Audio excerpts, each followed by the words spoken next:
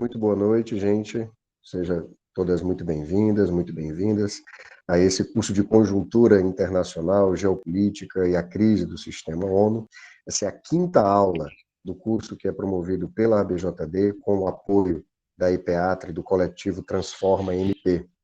Então, antes da gente começar os trabalhos dessa noite, eu preciso comunicar a todo mundo, informar que a aula está sendo gravada e que, ao acessar o link que foi fornecido, você acaba aceitando que a ABJD ela possa gravar, tratar, postar nas suas plataformas. Tá? Eu sou o professor Fernando Castelo Branco, sou advogado, sou professor da Universidade Regional do Cariri, aqui no Ceará, e vou daqui mediar essa quinta aula. Tá? Os bastidores, a gente conta aí com o apoio da Bárbara Oliveira. Bárbara, mais uma vez, muitíssimo obrigado. Os certificados vão ser fornecidos ao final do curso, tá? Para quem comparecer a um total de 4 das 6 aulas, a um mínimo de 4 das 6 aulas, e é a Bárbara quem está controlando aí as presenças. Para ministrar essa aula de hoje, fazer esse debate conosco hoje sobre a China no novo tabuleiro geopolítico, a gente honrosamente conta com a presença dos professores e pesquisadores Alexis Dantas e Marcelo Azevedo. A gente vai ter uma ordem dos trabalhos que inicialmente vai garantir um tempo de fala, aproximadamente 25 minutos para cada um dos nossos debatedores, e depois disso a gente vai ler as perguntas que vocês vão postar no chat, tá certo? O chat, infelizmente, as perguntas, infelizmente, não vão poder ser feitas oralmente. Eu peço que vocês, por favor, utilizem o chat para fazer as perguntas. Eu vou, ao final das exposições, ler os comentários, ler as perguntas e devolver a palavra para os nossos debatedores. Vão ter aí um tempo de aproximadamente 10 minutos para fazer os comentários que julgarem necessários aí para fazer o fechamento, para responder, para comentar aquilo que foi colocado no chat.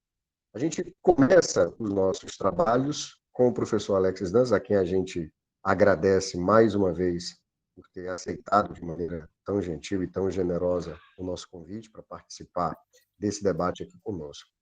O professor Alex, ele possui um currículo que destaca a sua formação acadêmica e a sua experiência profissional. Ele possui mestrado em Ciências Econômicas pela Universidade Federal do Rio de Janeiro, doutorado em Economia da Indústria e da Tecnologia pela Universidade Federal do Rio de Janeiro, e, além disso, fez um programa de pós-doutorado no Centro de Estudos Latino-Americanos da Universidade de Varsóvia. Ele atualmente é professor titular da Universidade do Estado do Rio de Janeiro, da Faculdade de Ciências Econômicas, Departamento de Evolução Econômica, onde atua nas áreas de economia, de relações internacionais, com ênfase em organização industrial, estudos industriais e a integração econômica. Também é pró-cientista, coordena programas de pós-graduação em economia e em relações internacionais da UERJ. Professor Alexis, muito obrigado pela sua presença, pelo convite aceito. A palavra é sua.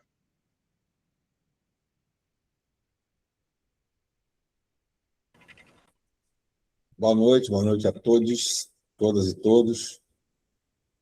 Eu agradeço muito o convite, eu acho muito importante essa iniciativa. Acho que é um momento importante para a gente multiplicar esse tipo de atividades para que as pessoas interajam com as novas realidades e com coisas importantes para a gente entender experiências internacionais que possam servir de espelho para um projeto nosso de desenvolvimento, um projeto nacional de desenvolvimento que nós não temos há muito tempo, apesar de algumas tentativas. Eu acho isso muito importante e, por isso, esse tipo de curso é fundamental e eu estou sempre à disposição de vocês a qualquer convite para participar dessas atividades. Eu acho que falar da China hoje é falar de futuro, é falar de presente, é falar de muito o que aconteceu e contar com essa experiência do passado para entender como a gente pode também construir o nosso futuro. Eu lembro de uma passagem que é uma coisa muito repetida, inclusive, várias pessoas já falam disso, de que na década de 70, já no momento de transição da China para uma tentativa de abertura, houve uma expedição de vários especialistas chineses aqui para o Brasil para entender o que a gente estava fazendo no segundo PND, de um governo militar, de um governo autoritário, de uma ditadura militar, mas que fez um projeto nacional de desenvolvimento, construiu um projeto nacional de desenvolvimento que serviu, de alguma maneira, como uma possibilidade de reflexão para a China naquele momento, né? Que foi um momento importante, inclusive, de entender planejamento econômico de uma maneira mais ampla do ponto de vista da abertura, porque o segundo PND do Brasil ele não só trazia um projeto de industrialização, como também trazia um projeto de produção para o exterior. Então, isso é uma coisa interessante para a gente entender que a visão do outro pode nos trazer vários elementos importantes para a nossa possibilidade de pensar o nosso futuro, o nosso desenvolvimento econômico. Dito isso, eu volto para a história e para lembrar que a China é tradicionalmente, já há muito tempo, milênios, um país que é tradicionalmente direcionado para o comércio.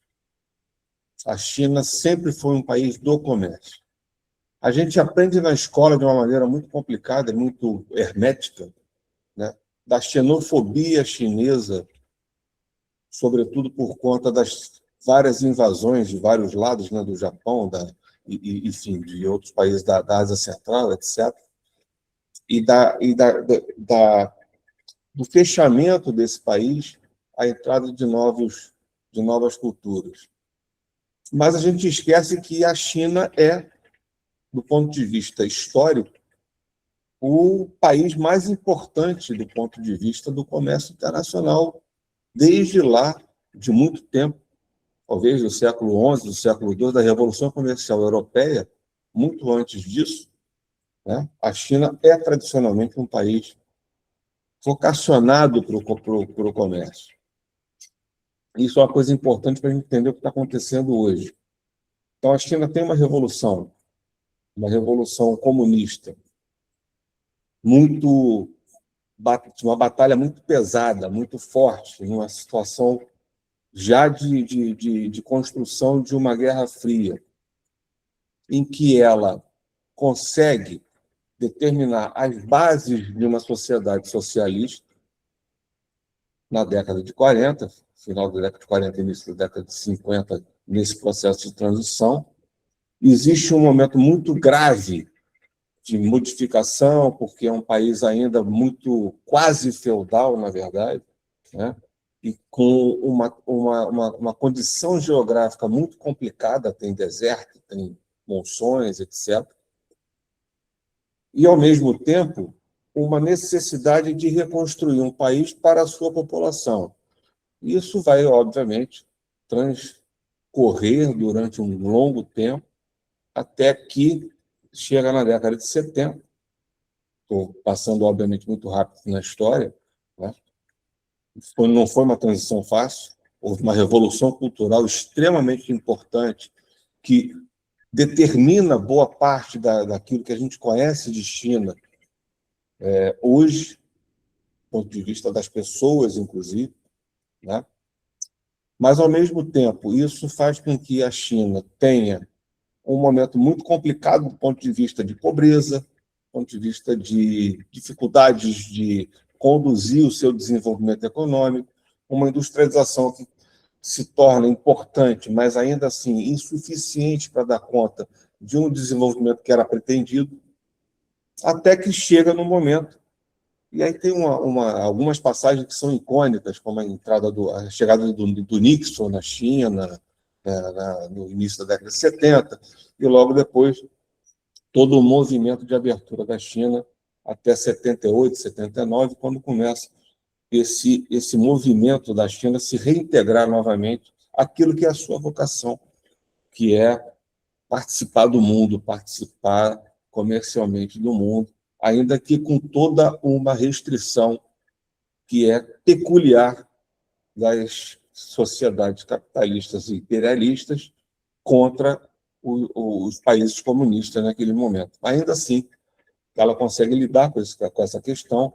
Tem uma transformação, uma enorme transformação na década de 90, uma enorme transformação que as pessoas, às vezes, não dão conta, só ficam vendo o século XXI da China, mas a década de 90, apesar de toda aquela coisa confusa que a gente pode perceber dos movimentos de transformação chinesa, aquilo foi fundamental para chegar no século XXI, e a gente chega no século XXI e a China tem um momento fundamental, que eu acho, que pouca gente fala, que é a entrada da China na OMC, que permite a esse país, novamente, transformar a sua vocação na sua direção.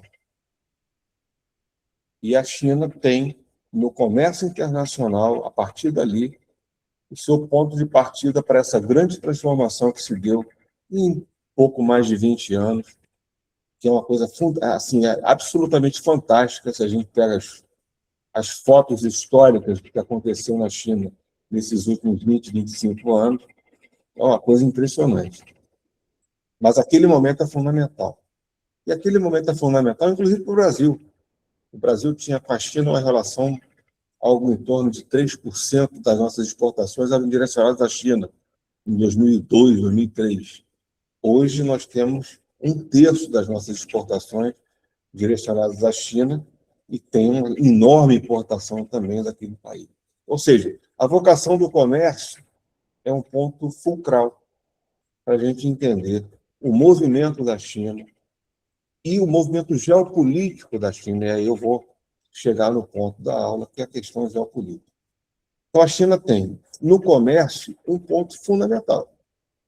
E quando a gente fala que o comércio internacional é fundamental para um país, a gente tem que imaginar o seguinte: como fazer comércio? Para fazer comércio, é preciso pensar fundamentalmente em logística. Logística. A produção interna é uma outra questão que a gente vai trazer para o planejamento e para o projetamento, do ponto de vista da questão de transformação do espaço interno chinês e das estruturas produtivas chinesas. Mas o comércio precisa de logística. E é a partir daí que surge a ideia da nova Rota da Seda, ou, enfim, Cinturão e Rota, e a iniciativa Cinturão e Rota. Ou seja, a coisa é, vamos possibilitar essa construção interna de desenvolvimento que floresça. Para isso, é necessário, fundamentalmente, que a gente tenha logística. A iniciativa Cinturão e Rota, a nova Rota da Seda chinesa, é o ponto fundamental disso.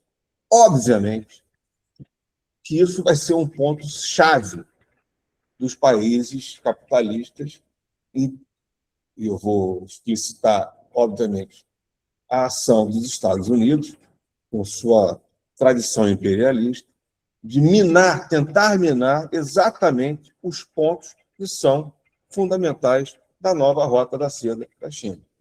Desde o início, há muito tempo, não é de agora. Não é no Irã agora que isso acontece. Isso acontece desde muito.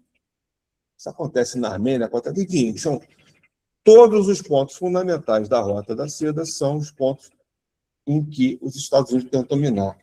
A resposta da China é sempre uma resposta de longo prazo. A China não vai dar resposta geopolítica de curto prazo em nenhum momento. Isso é uma tradição daquele país. Eles vão tratar essa questão com novas tentativas de acordo, cooperação e acordo de cooperação chamado ganha-ganha, em que eles tanto falam. Como foi o caso do acordo que eles fizeram com o Irã, o grande acordo que eles fizeram com o Irã, e que é um acordo que está sendo mantido ainda. Essa suposta guerra, que não é uma guerra, uma invasão, dos Estados Unidos e de Israel contra o Irã, é exatamente para minar um acordo que garante uma enorme capacidade competitiva da Rússia com relação aos preços do petróleo. Então, essa questão logística é fundamental. Só que a China não para, porque existem essas ações pontuais de curto prazo. A China tem uma geopolítica que é: eu vou continuar a fazer o meu projeto mantendo dois elementos fundamentais. Um, eu não vou interferir nos outros países. Esse é um ponto-chave. E dois, eu vou continuar fazendo os acordos buscando fundamentalmente uma coisa que seja importante para essa logística do comércio. Construindo infraestrutura, fundamentalmente, na verdade é isso, né? É construir uma infraestrutura que permita a expansão segura, potente, viável do comércio internacional para o resto do mundo, de uma maneira tranquila, sem problema. Isso acontece na Ásia, isso acontece no Oriente Médio, isso acontece na África, fundamentalmente, mas também está acontecendo na América Latina. Existem grandes projetos voltados para a América Latina para a construção dessa infraestrutura, para garantir essa logística de comércio. Isso é uma oportunidade que nós vamos ter, e eu vou voltar nesse ponto. A segunda questão da geopolítica chinesa, primeiro, é moldada pela sua vocação. A segunda é pela sua geopolítica efetiva. A geopolítica da China é fundamentalmente o seguinte: nós temos pontos que são absolutamente fundamentais. O chinês fala que a integridade territorial, por um lado, e, por outro lado, a capacidade de ter negociações independentes com todo mundo são pontos-chave na sua geopolítica. Eu não quero fazer como é a tradição desse capitalismo pós-revolução industrial, que é o capitalismo das invasões, do imperialismo, do colonialismo inicialmente, depois do imperialismo, nas palavras e nos escritos do Lenin, por exemplo. Tá? A nossa visão é de que a gente tem que fazer negociação, cooperação, para estar possibilitando alguma coisa que vai ser boa para todo mundo. E não é impossível isso não é demagogia, isso é possível acontecer. Você cria uma infraestrutura que vai ser bom para o país que não tem a infraestrutura, e aquilo vai viabilizar uma elevação brutal das relações comerciais e financeiras desses países. Esses pontos são absolutamente chaves para a gente entender o movimento da China. E a China não vai responder em nenhum momento com uma ação curtoprazista. Não existe isso na tradição chinesa em nenhum momento e não vai existir agora, a não ser que seja um ataque direto, do ponto de vista militar, que eu não acredito que aconteça. Mas, enfim, existe sempre essa possibilidade com esse bando de maluco que está dominando aí a política internacional dos países ocidentais. Mas a China não responde nesses termos. Ela cria ações para que os países aliados consigam se manter, ainda que haja esse tipo de agressão externa daqueles países. E não se mete se o país é inteligente, se o país tem uma política que não é da cultura tradicional do Ocidente, ou mesmo da China, etc. A questão não é essa. Cada país tem a sua autodeterminação, e isso é um ponto absolutamente crucial para entender a política externa da China. A diplomacia da China, que é, obviamente, determinante da sua geopolítica de uma maneira muito forte, né? E isso é uma coisa que a gente tem que entender. A China não vai responder a um ataque ao Irã com um ataque a Israel. ou um ataque aos Estados Unidos, ou vai falar para a Rússia que vai ajudar militarmente na relação com a Ucrânia, vai dizer que aquilo é uma relação como deu apoio, porque aquilo é uma reação da Rússia, por exemplo, a uma ação da OTAN, mas não. Isso foi declarado, aliás, antes da questão da Ucrânia, quando a Rússia e a China fazem a declaração da multilateralidade fundamental, que deve ser considerada para daqui para frente, sem a questão unilateral do ponto de vista político, geopolítico, que estava sendo colocada desde a queda do Muro de Berlim no final dos anos 80. Né? Então, esse é o segundo ponto que eu acho fundamental. Não interferir nas questões internas dos países. Eu posso ser aliado da Arábia Saudita, eu posso ser aliado do Irã, Irã fundamentalista, que se tornou fundamentalista por uma ação do Ocidente, da Inglaterra e dos Estados Unidos. Né? Eu posso ser aliado de qualquer coisa que você possa imaginar, porque o problema interno é deles. A nossa questão é discutir como a gente pode avançar juntos e cada vez melhorar ambos os lados. Então, essas questões são fundamentais. E isso, obviamente, vai redundar no terceiro ponto. E esse terceiro ponto não é um terceiro ponto que é igual ao segundo, porque isso poderia tudo acontecer, mas por trás, atrás das cortinas, eu fazer uma questão forçada de relações estratégicas. Isso não acontece. Isso não acontece. Vários líderes, por exemplo, de nações africanas, que dizem claramente que a China não impõe absolutamente nada nas negociações do ponto de vista político, do ponto de vista econômico. Há uma negociação. Nós estamos oferecendo isso. O outro lado fala, olha, eu preciso de isso, isso e isso. Vamos ver se pode, vamos fazer a conta. As negociações não são forçadas. Existem várias declarações de pessoas importantes no movimento hoje de libertação de nações da África que, de alguma maneira, condizem com essa realidade. Então, eu não estou dizendo que a China é maravilhosa, estou falando que existe um processo geopolítico em que o objetivo é garantir possibilidade de expansão.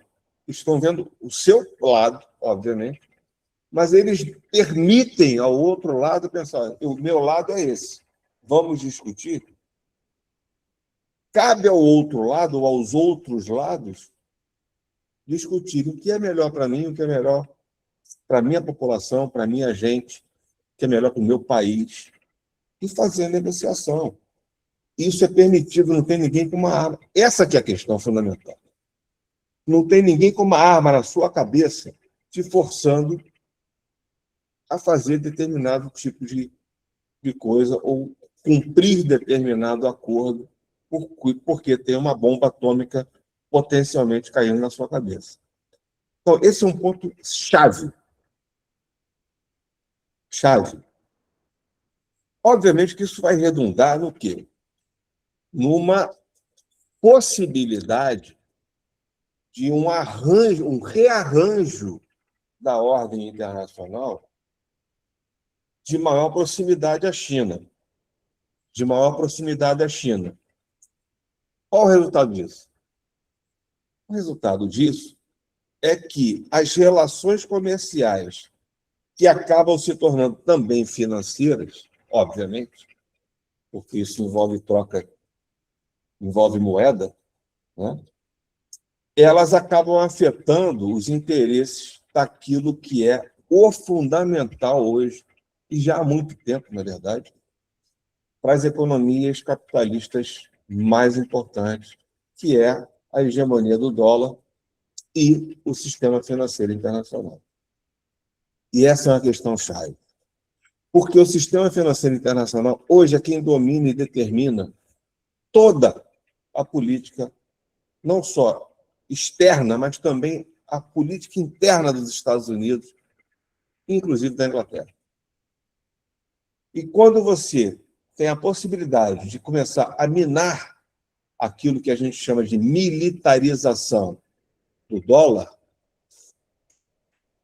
que é o que eles fazem para garantir recursos, para bancar as suas ações militares, buscando recursos no exterior, porque dominam toda a questão financeira internacional e praticam isso para vender armas para o mundo inteiro, inclusive usar suas armas para fazer guerras, né? Essa militarização do dólar pode estar sendo minada por alternativas que, inclusive, passam, por incrível que pareça, até pelo PIX do Brasil, que pode ser uma internacionalização importante de um novo sistema financeiro.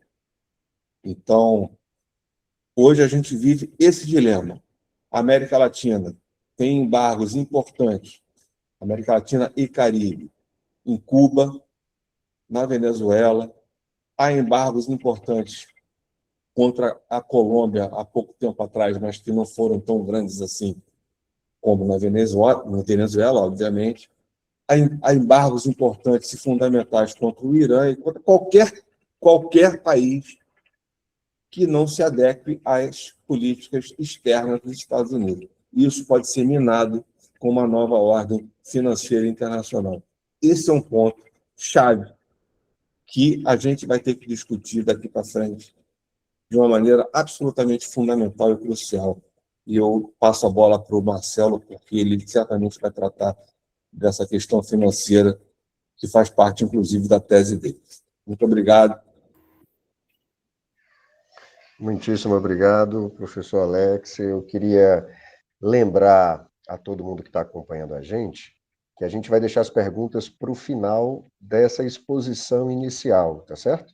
A gente acabou de ouvir aqui a brilhante exposição do professor Alex, vamos agora passar a palavra para o doutor Marcelo, mas eu queria comunicar a todo mundo que podem encaminhar as perguntas aí pelo chat, tá certo? Já vi, já tem algumas perguntas lá, não vou fazer agora, tá?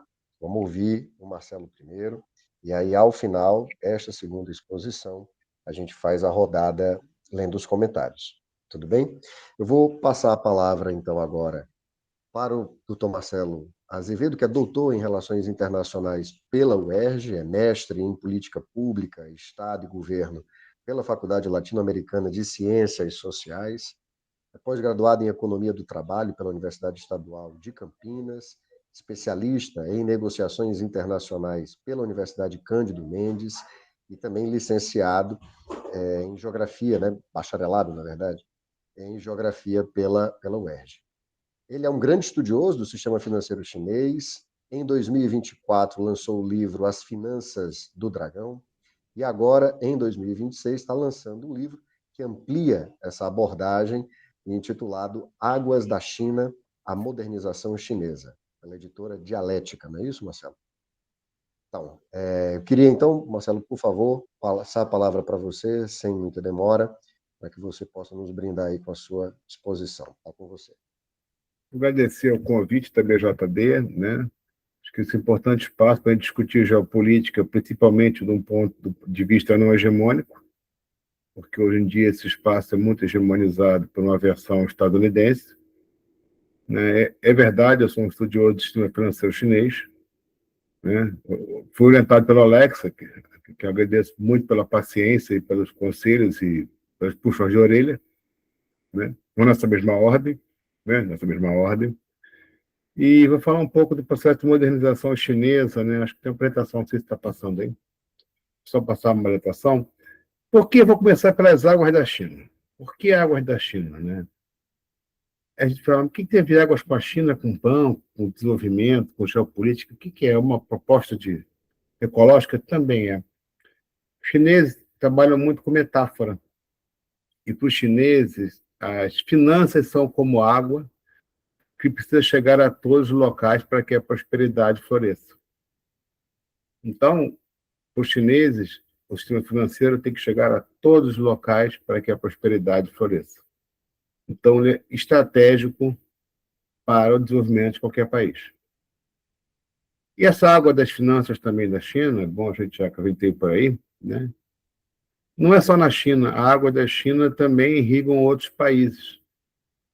É importante dizer que, por exemplo, grande número de países, efetivamente, né, dentro da iniciativa de Cinturão em Rota, sequer tinham instrumentos de financiamento próprios.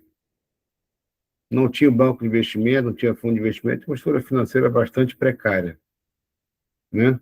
Inclusive, muitos desses bancos de desenvolvimento regionais, né, nacionais, foram constituídos a partir dos bancos chineses. A partir da expertise dos bancos chineses, a partir do capital dos bancos chineses, em que os executivos eram formados na China. Então, você tem toda uma expansão, né, geopolítica do sistema financeiro chinês pelo mundo, financiando projetos de desenvolvimento com base no modelo chinês. Vou citar um exemplo aqui. Na África, tinha um banco inglês chamado Standard Bank, britânico, que foi comprado pelos chineses, hoje é do Banco da Comércio e Indústria da China, né? E ele faz operações de crédito, financiamento de desenvolvimento para 20 países africanos sobre a égide da visão chinesa. É importante a gente dizer isso. Então, os chineses estão exportando também o seu sistema financeiro, o que é importante até para, como a Alex colocou, na rivalidade monetária sino-estadunidense.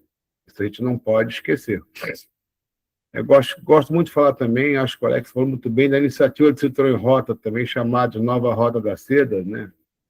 Novas Rotas da Seda, etc. A gente no Brasil não tem noção exata do tamanho da iniciativa de Cinturão em Rota. Inclusive, eu estou desenvolvendo isso agora no meu pós-doutorado ali na Unicamp. O projeto de iniciativa de Cinturão em Rota é o maior projeto de integração global em curso. Nós estamos falando aqui de 3.000 projetos financiados ao longo desses 13 anos, totalizando 1,8 trilhões de dólares investidos. E são 14 investidos em 14 setores financeiros diferentes. Desde infraestrutura, questões transporte, comércio, indústria, tecnologia, e por aí são 14 setores, até financiamento para setores, né, de saúde, de educação, de agricultura. Então, é um modelo que está sendo exportado a partir da concepção chinesa de desenvolvimento, que o Alex desenvolveu muito bem, né? É importante a gente lembrar isso. Então, é uma coisa que no Brasil a gente não conhece, a gente quase não... Só falar mal na parte da mídia hegemônica, mas que o Brasil está fora e isso para o Brasil é muito ruim. Se você vê a capacidade que os chineses têm de financiar projetos de longo prazo, é absurda. Em termos de valores, a África recebe quase dos 54 países, se eu não me engano, a África tem 54, né? A gente tem, na verdade, 45 países, pelo menos, que recebem investimento direto da iniciativa de Cinturão em Rota. E é importante a gente, quando fala da China também, lembrar como é que a China se relaciona com o mundo, né? Até porque isso é bastante controverso nas relações internacionais, né? Os chineses partem do princípio de que as relações internacionais são medidas pelas próprias relações. É uma teoria relacional. Tudo depende de como e quando você se relaciona com eles. A gente pega os investimentos, por exemplo, a iniciativa de Cinturão em Rota aqui na América Latina, você vai ver que ele vem em vagas políticas. Quando tem governos mais progressistas, os chineses investem mais. Quando tem governos menos progressistas, eles freiam o seu investimento. Não estou considerando o Brasil, né, que é um caso à parte, que, embora não faça parte da iniciativa de Cinturão em Rota, é o país que mais recebe investimento chinês no dia de hoje, né, na América Latina. Então, essa disputa de hegemonia está dada, né? A gente tem que ver. Tem outra coisa que muita gente não aborda, que é um fato muito importante na geopolítica, tem a ver com o acordo de parceria regional amplo, assinado pela China, pelos países da ASEAN, né? inclusive, não para além da ASEAN, né, os países do Sudeste Asiático, o Japão, a Coreia do Sul, Taiwan, Filipinas, que considera-se, né, o maior acordo comercial do mundo, que envolve 40% do PIB global. Graças à política isolacionista, né, do Trump, que ajuda bastante os chineses. Quando eu falo, deixa o Trump aí que ele está indo bem, né? A expansão transpacífica dos chineses cresceu graças ao refluxo da importância estadunidense na região. É importante a gente dizer isso, né? Então, você tem um processo, um curso, né, que é extremamente importante, porque é um processo que eu chamo de processo de modernização, tem tanto o viés externo quanto o seu viés interno, né? Os chineses têm exatamente, a gente vai ter outro dado importante, que muito pouca gente sabe, mais de 50% do comércio exterior da China já é dentro da iniciativa de Silk Road. Mais de 50%. A gente pensar, os Estados Unidos, a Europa, etc. e tal, mas não. Mais da metade do comércio da chinês é com países dentro da iniciativa de Silk Road. E é importante dizer, o Silk Road tem 6 rotas, né? Uma delas, teoricamente, né, planejada, passaria pelo leste europeu, chegaria até a Holanda. Outro pelo norte da África, outro pelo sudeste asiático, Índia e Paquistão, China, Rússia e Mongólia. Então, o Alex coloca muito bem uma coisa, a crise estadunidense tem exatamente se localizado nos nós do desenvolvimento da iniciativa de Silk Road. Para inviabilizar, efetivamente, ou tentar inviabilizar, né, a expansão geopolítica da China. Vamos lembrar um caso mais recente, foi a questão do Panamá, onde a China tinha entrado efetivamente na disputa em torno do canal do Panamá, os americanos interviram praticamente, né, e basicamente barraram os chineses. Então, assim, é um processo de disputa de hegemonia global. Isso é indiscutível. Isso é indiscutível. Então, assim, e nós estamos, como dizia um professor meu lá no Unicamp, infelizmente nós estamos longe demais de Deus e perto demais dos Estados Unidos. Né? Um professor meu mexicano dizia isso. E esse processo de modernização chinesa também mexe na geopolítica. Por exemplo, os chineses estão fazendo, nesse processo de modernização, o período a partir de 2020, que é quando você encerra o 13º plano quinquenal e os chineses superam aquela fase em que eles se propuseram a ser um país moderadamente próspero, para ser uma moderna sociedade socialista baseada na ciência, inovação e tecnologia. Então, há um avanço de fase, não pode dizer que é uma fase estanque, a gente não pode analisar o desenvolvimento da China, né, de forma estanque, cada plano quinquenal. Tudo é um processo que inicia-se num plano quinquenal e vai se desenvolvendo durante o outro. E entre as questões fundamentais dessa nova fase está, com certeza, a internacionalização da moeda chinesa. Isso é indiscutível. Se você tem a iniciativa de Silk Road circulando em 150 países no mundo, com certeza a moeda chinesa está circulando no mínimo em 150 países. E eu quero lembrar uma outra coisa que pouco a gente explora no Brasil, nós mais ligados à China, né, que é o CIPS, que é o Sistema de Pagamento Internacional criado pela China, né, que é uma alternativa hoje ao SWIFT. É interessante notar que esse sistema de pagamento alternativo ele nasce exatamente dentro do sistema financeiro chinês, né? Dentro do sistema financeiro chinês, porque, na verdade, ele nasce dentro do Banco da China. Como o Banco da China é o mais internacionalizado dos bancos chineses, ele efetivamente, né, precisou adaptar o seu sistema para poder operar, inclusive, desde 2022, com 110 moedas diferentes. Imagina a capacidade tecnológica de um sistema de um banco, que é o Banco da China, que é um dos maiores do mundo, de operar online 7 dias por semana com 110 moedas funcionando. É muito mais rápido do que o SWIFT. Muito mais rápido e muito mais amplo do que o SWIFT, que leva 2 dias, às vezes, eles dão certos demoras, né? Então, é uma nova realidade econômica se impondo ao mundo. E é importante a gente dizer também, quando a gente fala desse sistema financeiro da China, as pessoas não têm muita noção do tamanho desse sistema.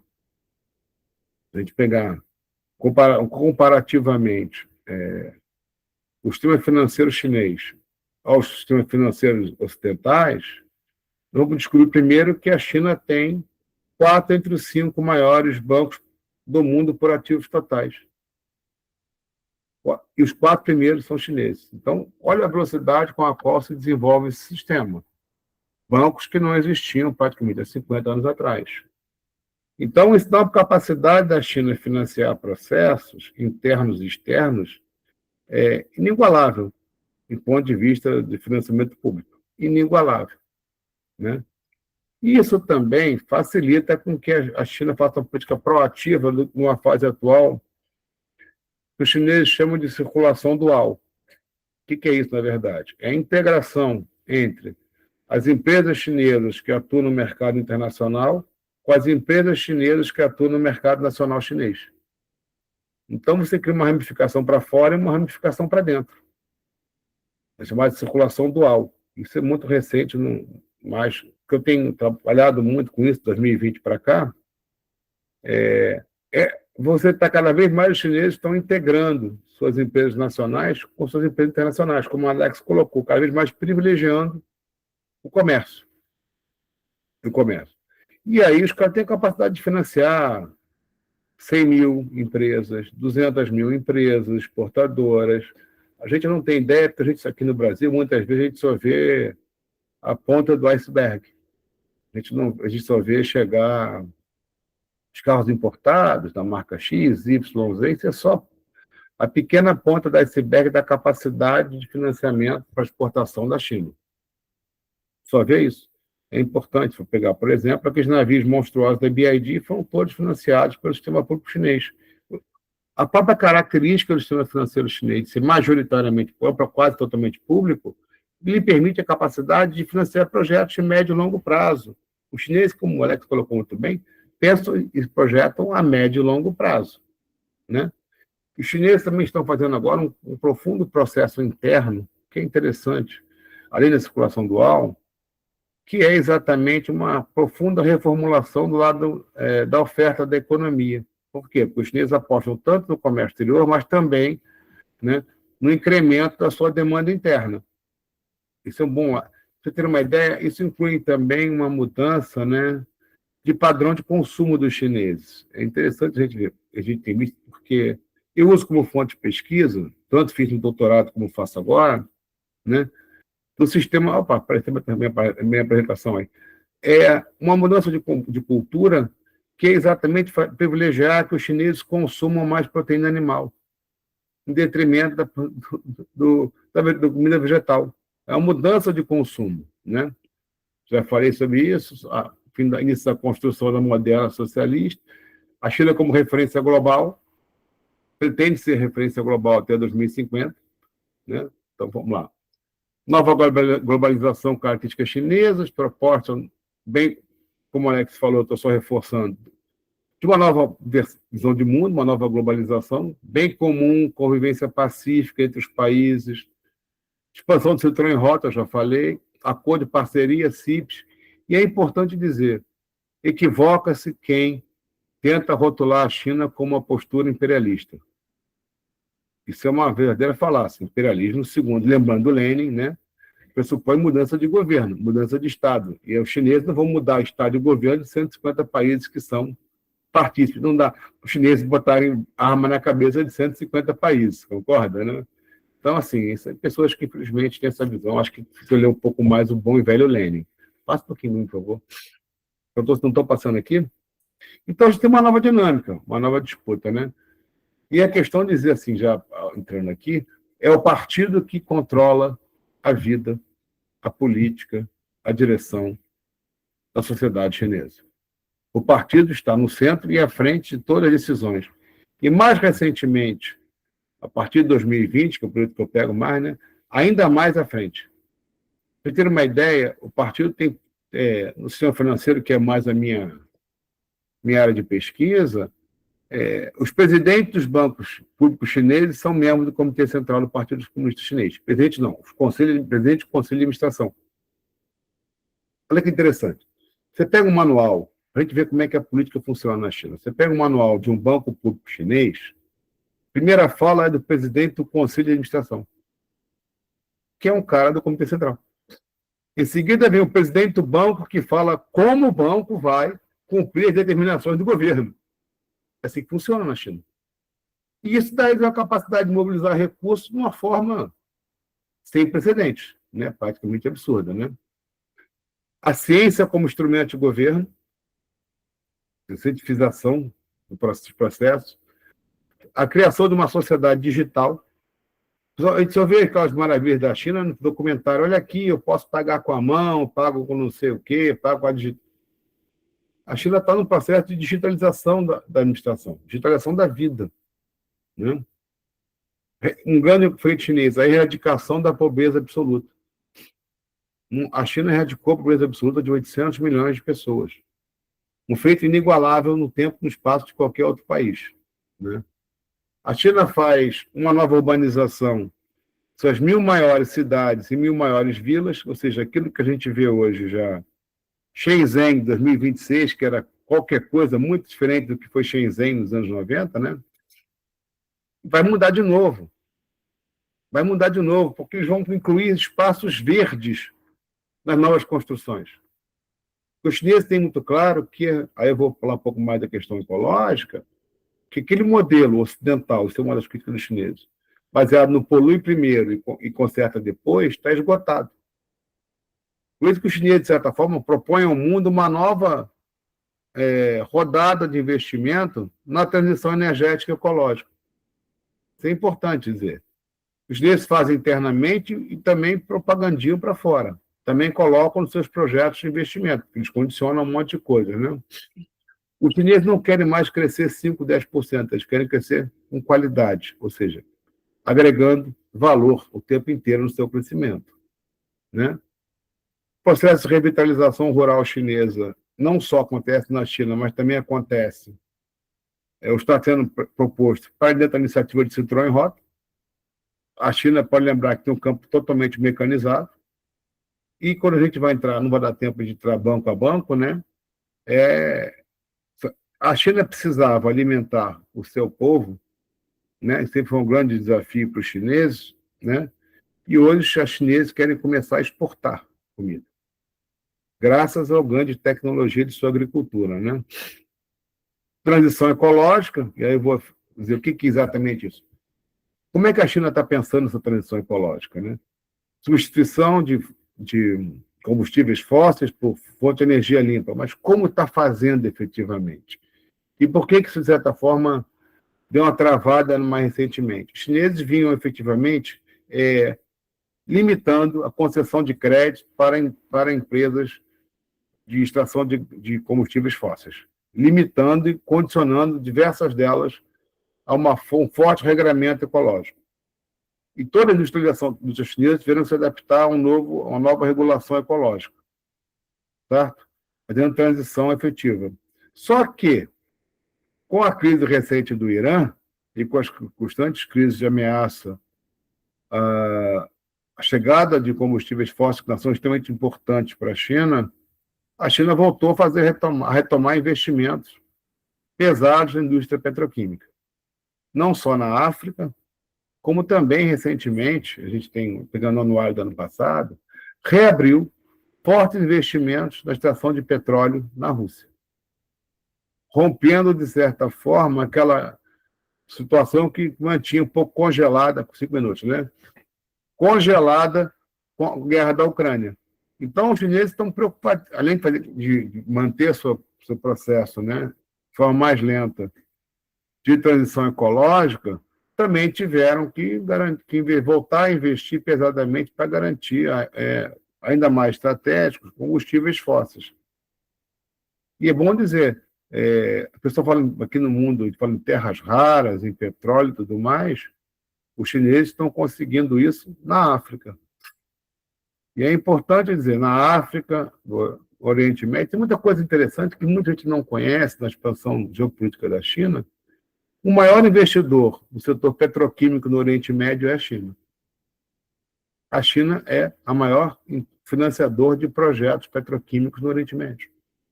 Seja no Iraque, no Irã pouco. Seja no Kuwait, na Arábia Saudita, inclusive. Então, os chineses estão expandindo a sua percepção de sua influência política. Mas expandindo de uma outra forma, oferecendo uma outra visão que eu podia chamar de globalização, de internacionalização, mas efetivamente os chineses cumprem um papel fundamental para a sociedade hoje no nível mundial. Ser uma alternativa à hegemonia estadunidense. Cumpre um papel importante. Eu acho que nós do Brasil precisamos aprender muita coisa. Claro, nós não fizemos revolução, etc. e tal, mas, assim, eu acho que muitas das coisas que eles fizeram podem nos servir de exemplo. Nós temos que captar não só recursos, mas captar experiências. Eu acho que a China pode nos ensinar muita coisa da sua experiência exitosa. Agora, cabe a nós também ter um projeto nacional de desenvolvimento que diga para os chineses, eu quero, sim, o problema, né, eu quero o seu capital, mas eu quero que seja nas minhas condições. Eu acho que o Brasil falta. Eu concordo com o Alex, concordo com o Elias também. Eu acho que a gente precisa de um projeto nacional de desenvolvimento que o Brasil decida o que ele quer para o seu próprio desenvolvimento. Eu acho que esse é um grande desafio que a gente tem. A gente tem que se inserir no mundo como ele é hoje, mas temos que ter claro, nesse mundo de disputa, o que é que a gente quer. Eu acho que é isso. Obrigado, galera. Acho que é isso. Valeu, Alex. Professor Marcelo, nós aqui agradecemos enormemente aí a sua palestra, a sua aula. Agradecer pela palavra e parabenizar pela pesquisa, pelos livros.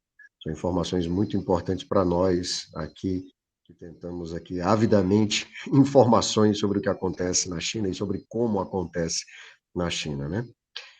Bom, moçada, queria comunicar a todo mundo que eu vou ler agora as perguntas do chat, tá certo? Em razão do horário, a gente não vai fazer uma segunda rodada de perguntas. Então, por favor, quem ainda quiser fazer perguntas, faça agora lá através do chat. Infelizmente, a gente não vai conseguir também fazer as perguntas oralmente, tá? Vai ser tudo por lá. Eu vou ler as primeiras perguntas que estão lá, e aí, na sequência, passo a palavra para os dois professores fazerem as suas considerações finais, tá?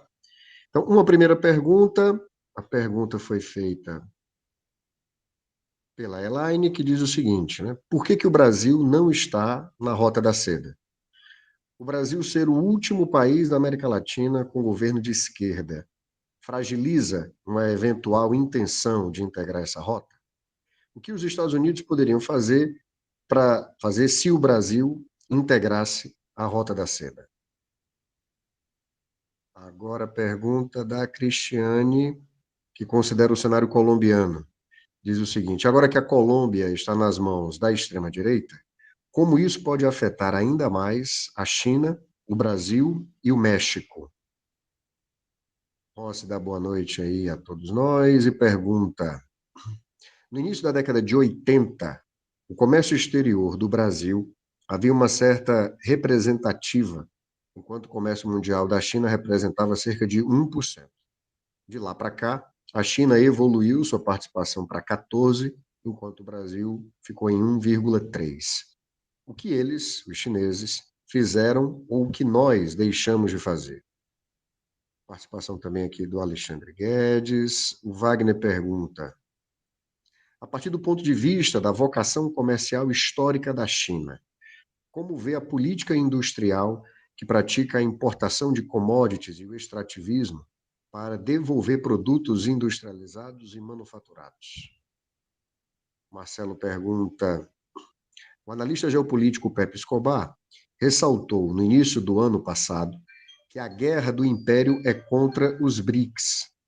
Essa guerra é apenas um aspecto da extrema-direita capitaneada por Trump, ou, ao contrário, é uma guerra como um todo, travado no Ocidente decadente, como um todo, incluindo a OTAN com os países europeus. Wagner está perguntando sobre a ferrovia Salvador-Lima, se está ou não está em curso. Wagner, mais uma pergunta aqui. como fica o yuan como moeda de comércio frente ao dólar, né? São essas as perguntas que estavam aqui no chat. E a essas eu queria acrescentar uma. Eu queria perguntar, eu tenho muita dúvida sobre a relação internacional da China. Como a China diferencia aliados estratégicos, de parceiros comerciais. Se ela faz essa distinção entre quem são aliados estratégicos e quem são apenas parceiros comerciais, e que tratamento diferenciado possuem aliados estratégicos em comparação aos seus parceiros comerciais, que já ficou aqui muito bem entendido, pode ser qualquer país disposto a negociar, disposto a comerciar, né? Então, podemos manter a mesma sequência das exposições, devolver a palavra agora ao professor Alex e depois ao professor Marcelo, pode ser assim? Por mim, pode. Ok. Alex, você tem então aí 10 minutos, a gente tem alguma tolerância aí com relação a essa exposição final, que eu sei que é muita coisa, né? E a gente Não, então faz o eu posso ser. fechamento. Vamos lá. Primeira pergunta sobre o Brasil e Rota da Seda. Isso foi uma decisão do governo brasileiro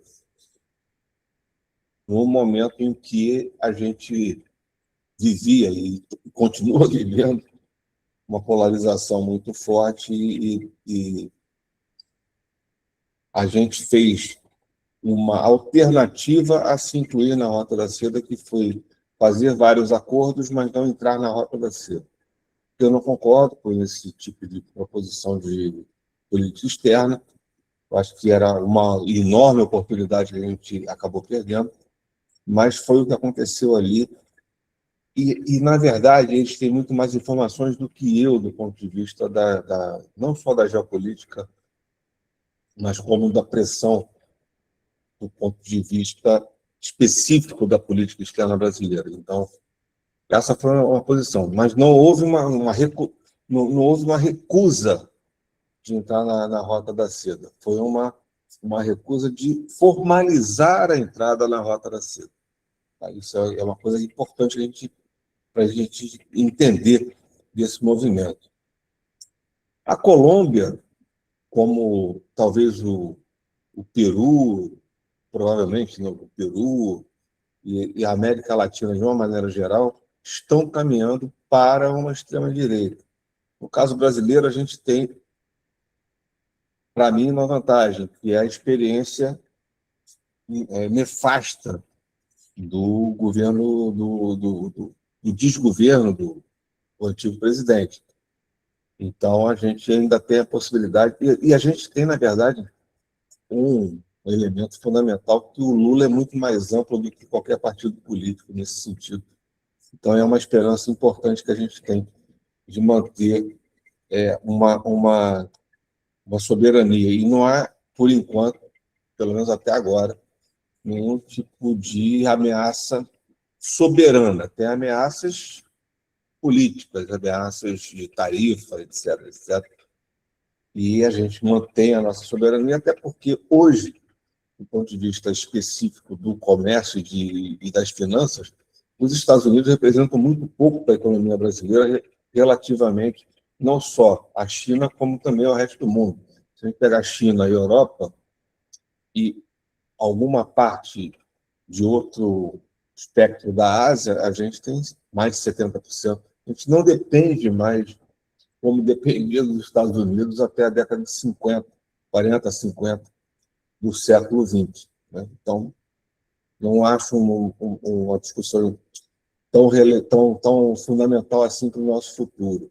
Né? Então, com relação à Colômbia, a gente é uma perda significativa, porque a Colômbia teve o primeiro partido de esquerda, o primeiro governo de esquerda na sua história, que conquistou a eleição e perdeu por conta de uma influência absolutamente escandalosa dos Estados Unidos no processo eleitoral. Do ponto de vista comercial, isso acontece na China com vários outros países, a questão de 1%. Era 1% em 1980, mas a China era menos do que isso com o resto do mundo. Esse movimento começa ali. Né?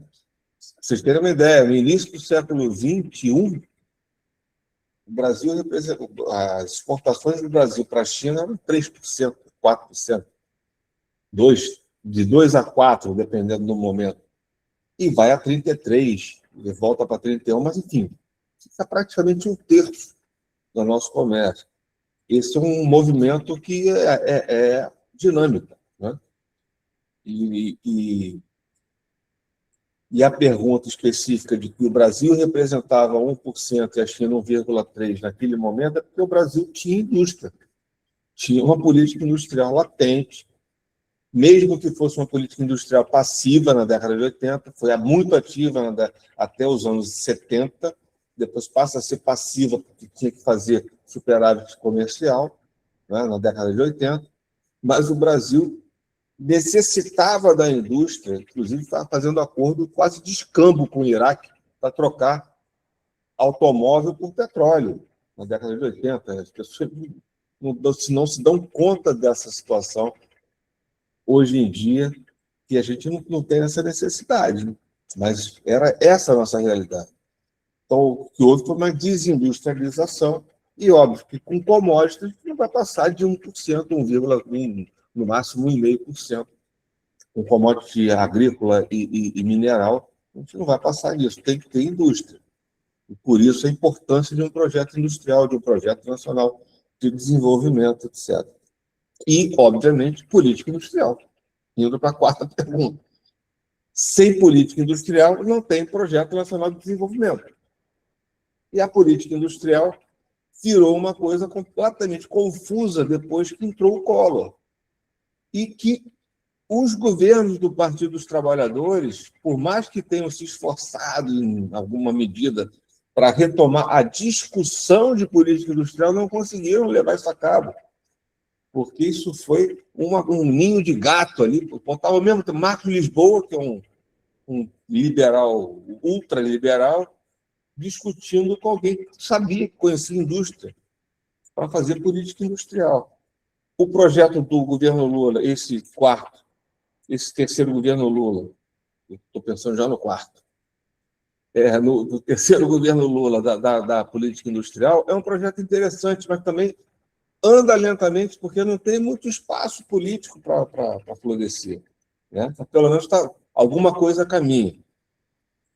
As ferrovias estão sendo licitadas, tem uma expectativa de que até o final do segundo semestre, talvez antes da eleição, a gente consiga deslanchar os projetos de 14 ferrovias no Norte e Nordeste, inclusive essa, que vai ser a ferrovia, que é um projeto chinês, né, de levar o Atlântico para o Pacífico por ferrovia, que é tipo um canal seco, né, como eles quiseram fazer na Nicarágua, que foi bloqueado pelos Estados Unidos e principalmente pela ação dos Estados Unidos no Panamá.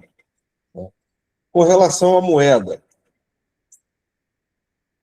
eu não acredito que isso vai avançar muito no curto período. Não acredito. E talvez não seja essa a preocupação, inclusive, da China. Mas eu acho que a gente vai, de alguma maneira, conseguir garantir o BRICS, e aí eu vou para a pergunta com relação a BRICS, a gente consegue trazer BRICS para uma posição estratégica fundamental para o Brasil, mas isso tem que ser, isso é absolutamente ligado a uma reeleição do Lula.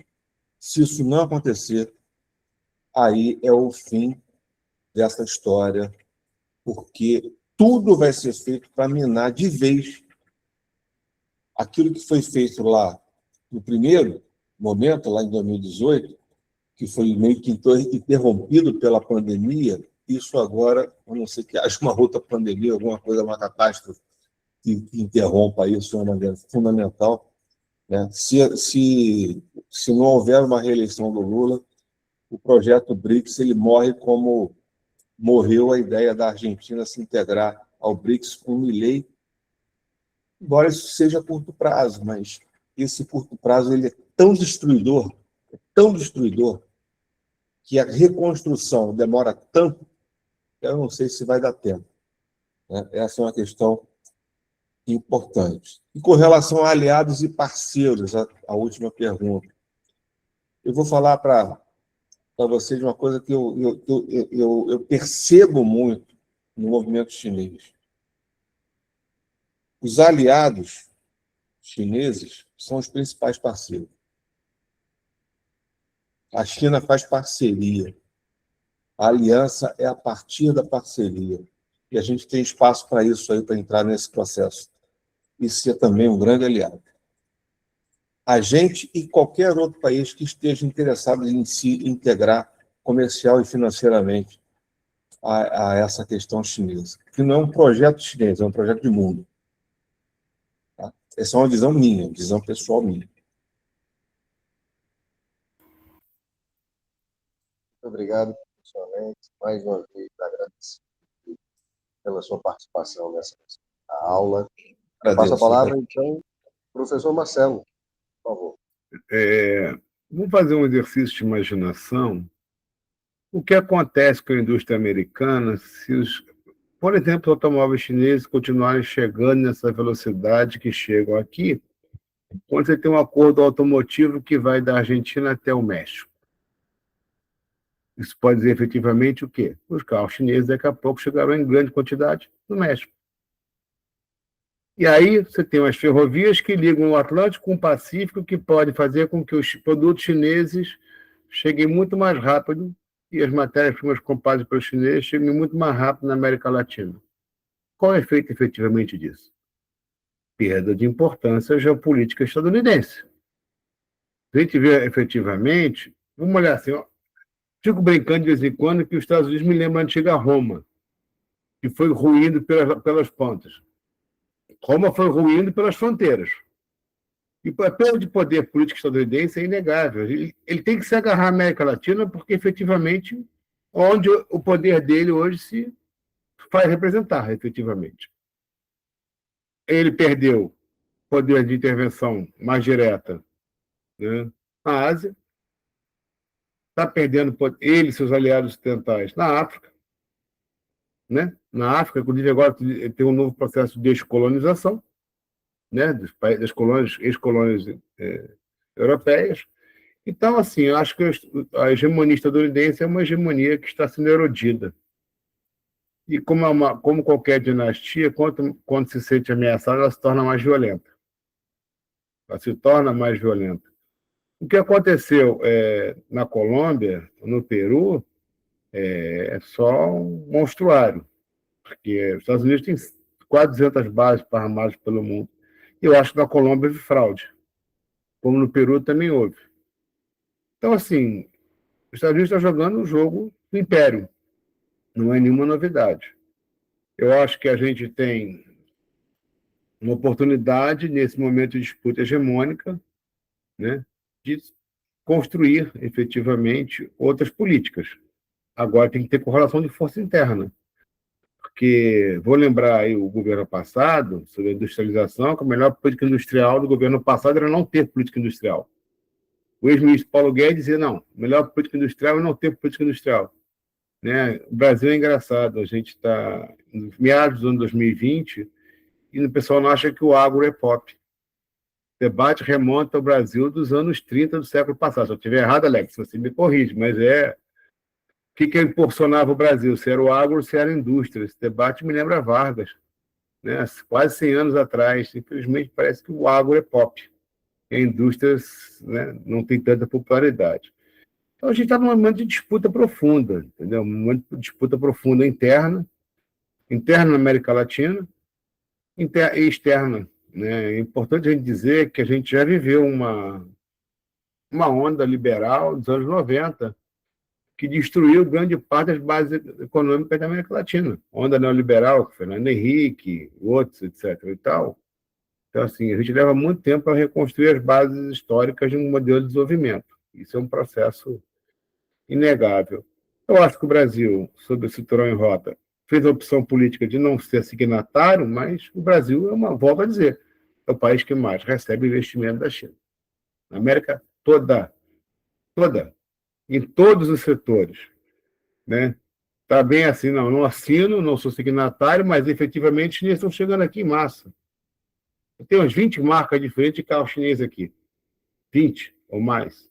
Indústrias, e mais que isso colabora, de certa forma, com o nosso processo de industrialização, né? Sai um pouco da pauta, né, de que o agro sustenta o país. Eu acho que a gente está num processo bastante interessante agora, é um processo extremamente perigoso, do ponto de vista daqueles que mandam no Império. Até porque o Império atualmente é dirigido por um psicopata de carteirinha. Então, a gente vive tempos difíceis. Agora, eu acho que a gente vive um processo de transição. Não sei como vai ser, a que tempo vai ser, a que preço vai ser e de que forma vai ser. Acho que ele está ocorrendo, é inegável, que há um processo de transição hegemônica. E como todo processo de transição hegemônica, ele pode ser extremamente lento como extremamente rápido. E para entender um pouco os chineses, a gente entende um pouquinho que eles pensam a médio e longo prazo. O Alex está correto, não tem curto prazismo. Eles constroem as condições. Não espera que eles constroem o processo, eles constroem as estradas, né? Nós estamos no centro dessa disputa. Se a gente consegue reeleger o Lula e consegue de repente, reverter alguma situação na Venezuela, alguma coisa, é fundamental para a nossa soberania, né? É a nossa soberania. Eu acho que a gente tem que ter relações cada vez mais próximas com a China, dentro dos limites, né, da nossa convivência minimamente pacífica ou razoável com o irmão do Norte, né? Porque eu acho que a gente está no bom caminho. Acho que a gente está se reindustrializando com todos os limites, problemas dos programas do governo, etc. E a gente tem um outro problema que não tem no Brasil, capacidade de financiamento, como tem na China. O BNDES faz tudo o que pode, mas não chega nem perto, né? Mas estamos num processo interessante. Eu acho que é interessante esse processo que a China nos mostra que é possível, embora eles tenham feito a revolução, tenha passado por aquilo tudo, que é uma política correta, é possível de deixar de ser um país periférico, como era a China nos anos 80, 90, e ser a segunda economia do mundo. Acho que é um processo. E que nós temos que tirar lições deles. Lições do que eles construíram e o que a gente pode construir também. Eu acho que a gente precisa aprender com eles. É muita coisa que não é só, depende só do controle do governo central. Mas muitas ideias e muitos projetos, muitos financiamentos que a gente pode trazer para o Brasil. Eu acho que a gente tem um grande desafio, que é conhecer a China. A gente tem um problema sério, quando fiz a tese, Alex, aqui. No meu caso, que eu fui no financeiro chinês, você não tinha quase material no Brasil. Olha que é o segundo maior sistema financeiro do mundo, né, hoje. Então, acho que debater a China, conhecer a China, dialogar sobre a China, é uma necessidade social nossa, histórica, se a gente pensar que a gente está vivendo um momento de transição hegemônica. De momento de transição hegemônica tem avanço e retrocesso o tempo todo, até que uma nova hegemonia se estabeleça sobre a anterior. Então, assim, concluindo a minha fala, eu acho que a gente precisa ler mais a China, ouvir mais a China, debater mais a China. Acho que esse é o momento que a gente precisa compreender que novo mundo os chineses estão propondo e que nova sociedade global os chineses estão propondo ao mundo. Eu acho que a gente tem que conhecer muito mais os chineses do que a gente pensava que fosse necessário. Talvez a gente precise hoje conhecer muito mais os chineses do que os estadunidenses, porque os estadunidenses nós já conhecemos e sabemos que não nos servem. É isso aí, obrigado pelo convite. E muito prazer dividir uma live com o meu grande amigo Alex Dantas. Gente, muitíssimo obrigado. Eu em nome da ABJD, do IPEATRA, do Transforma MP, queria agradecer demais a participação, o debate, agradecer ao professor Alex, ao professor Marcelo, mas também agradecer a participação de todas e todos que estiveram conosco aqui hoje à noite. Nós vamos encerrar a aula por aqui, não sem antes lembrar a todo mundo que na segunda-feira que vem nós temos um sexto encontro, a sexta aula do nosso curso, que é sobre Rússia e Europa no novo tabuleiro geopolítico. Lembrar a todo mundo para torcer para que o Brasil se classifique em primeiro lugar, para não atrapalhar o horário dessa nossa aula na segunda-feira que vem à noite, né? Se a gente for primeiro do grupo, o jogo é às 14h, tudo certo com o horário da gente, mantido, das 7 às 8, 8h30 da noite. Mas se ficar em segundo, aí o jogo já vai ser à noite, nós vamos ter que readaptar o calendário. Mas vai dar tudo certo. Vamos agradecer aqui mais uma vez a participação de todo mundo, a Bárbara, que nos auxiliou aí com a gravação, a Elaine Nassif, que idealizou, organizou, fez contatos, é a grande articuladora desse nosso curso. Bárbara, minha amiga, por favor, pode encerrar. Um abraço a todos, a todas. Muito boa noite, gente. Obrigado.